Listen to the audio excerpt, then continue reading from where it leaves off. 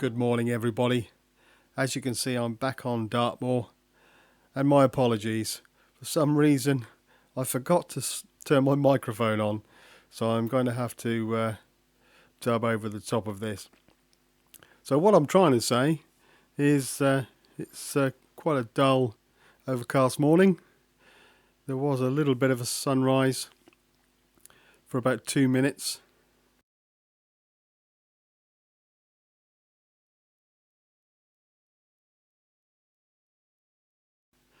But what I'm going to try and do today is show you some basic camera settings.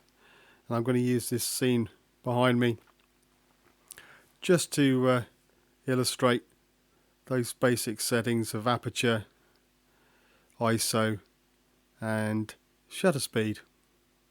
So let's get on with it.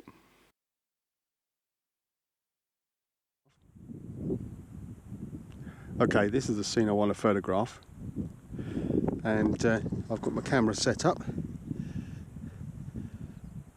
on the tripod, and as you can see, I've got these rocks in the foreground, and then I'm looking across to the hills in the distance. Now, the first thing to say is if you've just gone out and bought a camera like this and it's got an auto setting, don't be afraid to use it. So I've got this set on auto. I will just make sure it's focused, and I've already got a 2-second timer on, and I'm just going to press the button and see what I get.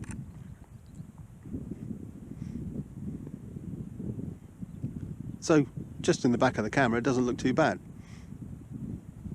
So don't be afraid to do that.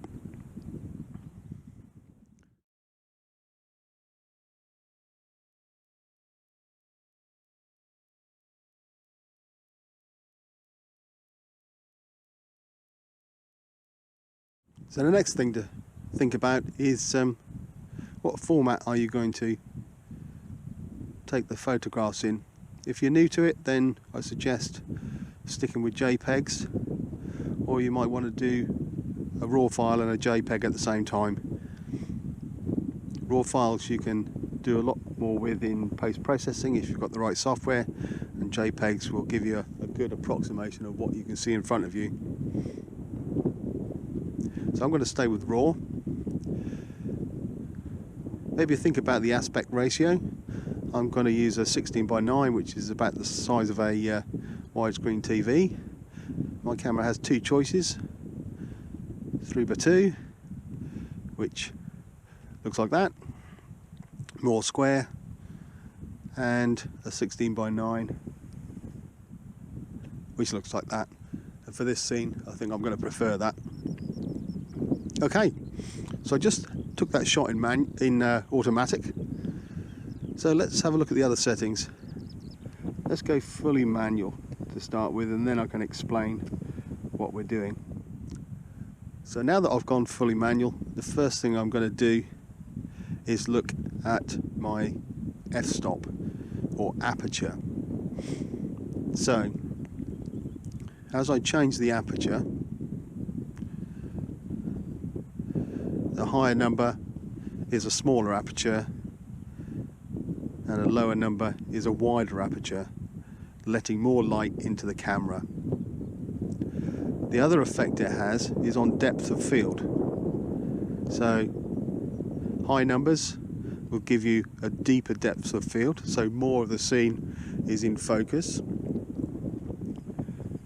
and a smaller number or larger aperture would give you a shallower depth of field, so you can focus on, say, the rock in the foreground here, but the background will then be out of focus. Okay, so for a scene like this where I want to get everything in focus, let's have a nice high aperture. I'm going to have f11, and you can see that's made it a bit darker. So the next thing I'm going to look at is my ISO. Now, the ISO is the sensor's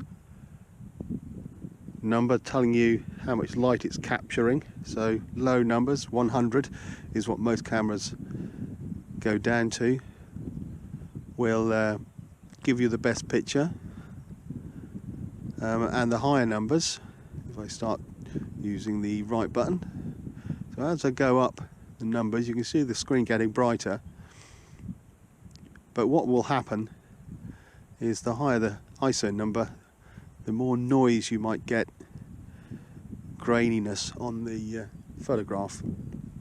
So I'm going to try and stay down at 100 because I'm on a tripod, and then all I'm going to do now is adjust my shutter speed to give me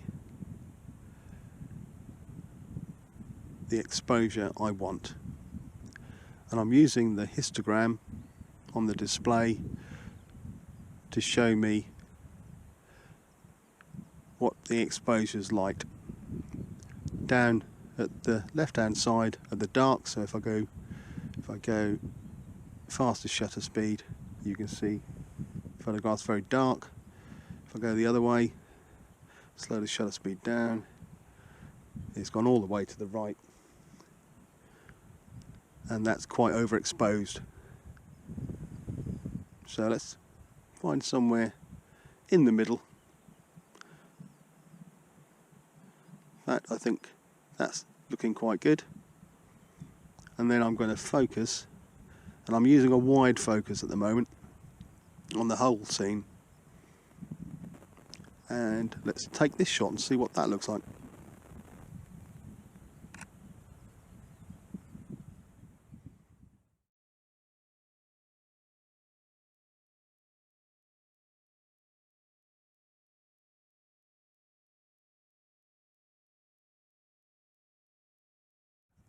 Okay, I think what I'm going to do now is just play around a bit with the composition and the settings and see what photographs I can come up with of this scene.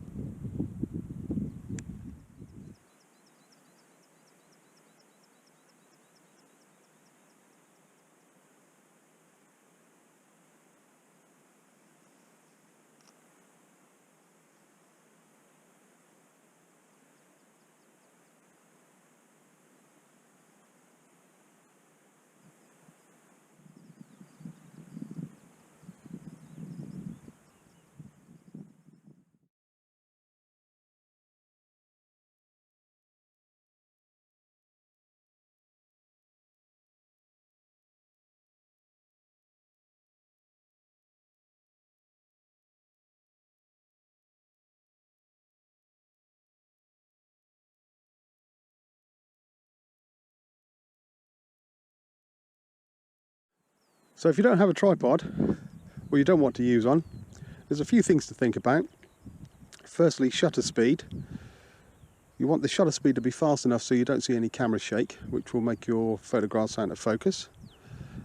So I've got mine now set for 100th of a second, and to do that I've had to put the aperture at f8, which will still give me quite a good depth of field, and there's a little bit more light on the scene now, and as you can see the histogram's still telling me it's all correctly exposed. So that's the composition. Just going to focus on these rocks in front of me and take the shot.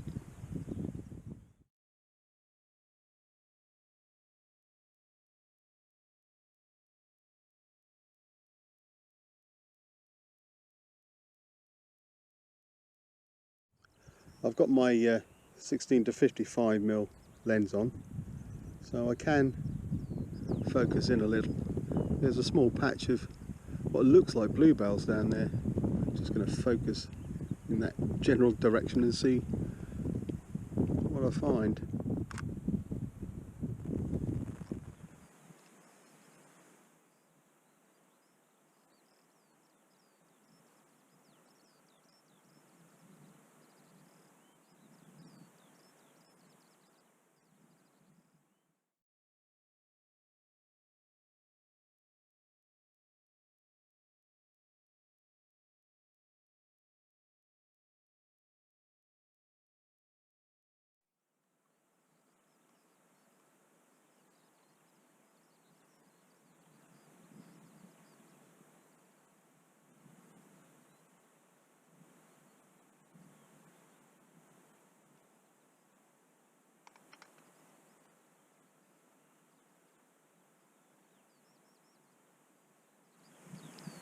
So that's it for today.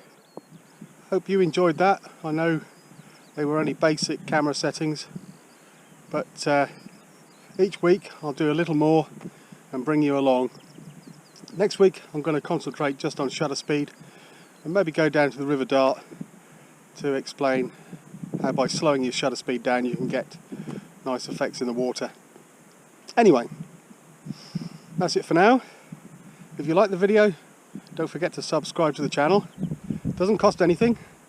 Give me a like, and I'll see you again next week. But for now, cheerio.